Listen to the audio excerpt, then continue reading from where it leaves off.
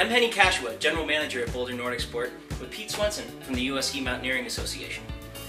Today we are going to talk about what you're looking for in your first pair of Skimo or Rando race skins.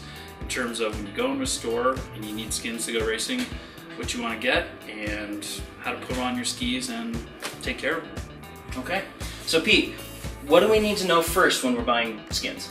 The first thing, or the first mistake people make when they decide they're going to go rando racing is they'll buy one pair of skins. You have to buy two pair, and the reason you have to buy two pairs when it's very cold, particularly as it is in the Rocky Mountain West in December and January, February, is we'll alternate skins between laps. So we've got one pair of skins tucked in our suit or in our jacket, and then we've got our other pair on our skis, and so each transition we're going to flip.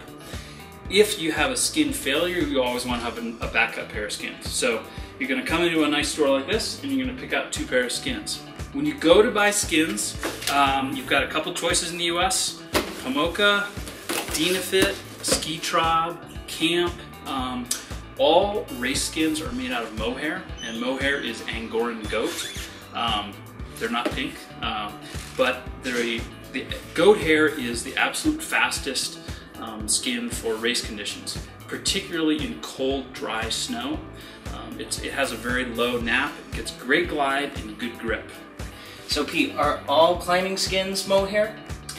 All race skins are mohair in most cases. That said, if you have a pair of mixed skins, which would have nylon and mohair, and you want to use them probably just in the spring and they work, you're welcome to do that. But most race skins are mohair. Okay. So we're going racing and you want to buy two pair, and I would recommend you buy a pair of 62 millimeter and a pair of 59. It's not a big difference visually, but if you look at it, that actually makes all the difference, particularly in the spring if it's very slippery. Once the track has done a melt freeze and it's slick in the morning, particularly in March races, we always would want to use the 62s. If the skin track has some spin drift in it, or we're doing a Colorado race and maybe there's a little fresh snow on the track and it's slippery, we'll use our 62s. If you have a good track, always use your 59s. But if you show up with one, it's just nice to have choices.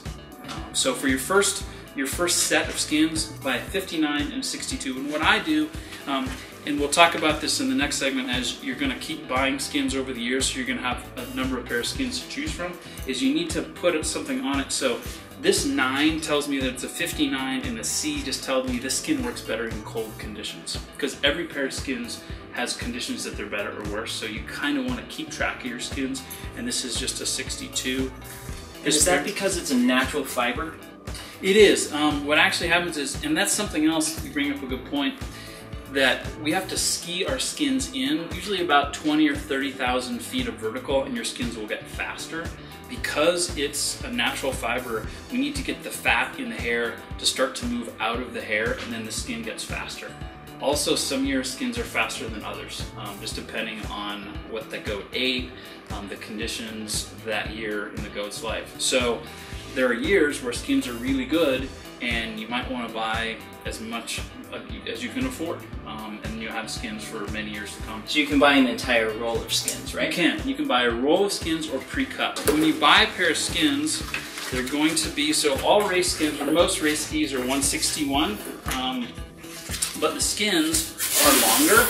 They're 170 centimeters. So when we put it on the ski, you'll see that it's actually going to be a little bit longer. These are a little too long, and we're going to cut it off. I'm going to cut it off about there. So you can cut. You'll see people that will cut their skins off underneath the binding. As you have more pair of skins, you might have some shorter skins for certain conditions. But for most skins, I would cut it off about a little further back than halfway from the heel to the tip. So. And also, skins come in numbers of colors. These are, like I said, these are all mohair. The skin manufacturers, there's only really about 4 skin manufacturers that make all the skins for everybody. So I've got to ask, do they have to kill the goat to make the mohair skin? No, all the goats are treated very humanely. Okay, good. Yeah. So this, that was a 59, and this is a 62. And you can see how there's a little bit less edge showing. And this skin is actually a little bit on the long side. You could even cut that back a little bit more. But this is what they're gonna look like when they're on your ski.